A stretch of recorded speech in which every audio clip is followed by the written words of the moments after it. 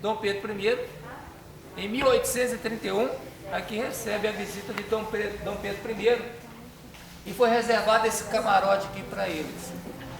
Camarote do meio aqui, onde tem algumas cadeiras, né? E lá no fundo, repara que tem um banco encostado na parede, onde sentou Dom Pedro I e Dom Pedro II. 50 anos depois, aqui vai receber a visita de Dom Pedro II, 1881. Todos esses dois imperadores chegaram a assistir algum tipo de apresentação daquela época nesse teatro aqui, o que levaria o imperador a vir com aquela frequência na região de Sabará, porque era uma das vilas que pagava os seus tributos em dia, por isso que eles vinham com frequência à região de Sabará. Quando eu falei do camarote do meio, vocês reparam que na parte de cima tem um outro camarote. É um camarote mais simples, sim, porque naquela época tinha uma apresentação aqui, nem todo mundo que morava em torno da vila tinha condição de pagar para assistir uma apresentação, porque o custo era muito caro.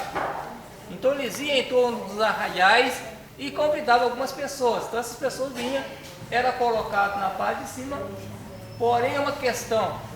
Enquanto aquelas pessoas estariam apresentando lá no palco, aquelas pessoas que eram trazidas ficavam batendo palmo o tempo todo durante as apresentações. Os figurantes. E aí aqueles senhores de escravos aproveitavam a ocasião específica e traziam alguns escravos com ele. Todos os escravos eram trazidos para ser apresentados especificamente. O escravo não era comprado por comprar, eles tinham um perfil. O escravo que era alto, era magro, tinha um valor. O escravo que era gordinho, baixinho, tinha outro. Então eles olhavam muito esses aspectos seguintes. Escravo baixinho, gordinho, era conhecido como escravo preguiçoso. É um escravo que gostava só de comer e dormir. Então era um escravo que não tinha agilidade para trabalhar na mina de ouro. E não se valorizava tanto um escravo desse em torno da região. Agora, quando era um escravo magrinho, um escravo alto, que tinha grande agilidade para trabalhar na mina de ouro, se pagava até 1.000 oitavos de moedas de ouro por um escravo desse. Isso significaria aproximadamente 3,5 kg de ouro, aproximadamente. E se fosse a mulata, era pago em torno de 7 kg de ouro, aproximadamente. Essas cadeiras que vocês estão sentados sobre elas são cadeiras que têm aproximadamente entre 180 e 200 anos, aproximadamente. São em torno de 280 cadeiras dessas, que é a capacidade do teatro. Como eu falei, essas cadeiras foram uma doação que foi feita. Nenhuma pertencia aqui ao teatro especificamente.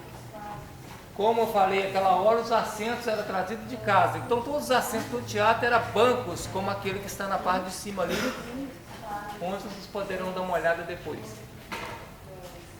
E esse terceiro camarote, né, era reservado para os comerciantes de escravos. Eles que sentavam nesse camarote baixo aqui. Já a importância do teatro hoje, atualmente, porque é comum os visitantes que vêm conhecer a nossa região, saiba o seguinte, que o primeiro teatro que foi construído lá na capital Belo Horizonte foi no ano de 1971. Então era comum aquelas escolas de teatro que vinham se apresentar em Belo Horizonte, e os artistas ficavam só hospedados em Belo Horizonte. E lá eles vinham se apresentar no Teatro de Sabará. Só a partir de 1971, quando construíram aquele Palácio das Artes, que é muito famoso em Belo Horizonte, então esse teatro vai ser entregue ao município de Sabará. Tá? Como eu falei para vocês, ali o teatro provavelmente vai ter algum tipo de apresentação no final de semana, né? Normalmente tem essas apresentações. Abaixo daquele palco ali, onde tem os camarim especificamente.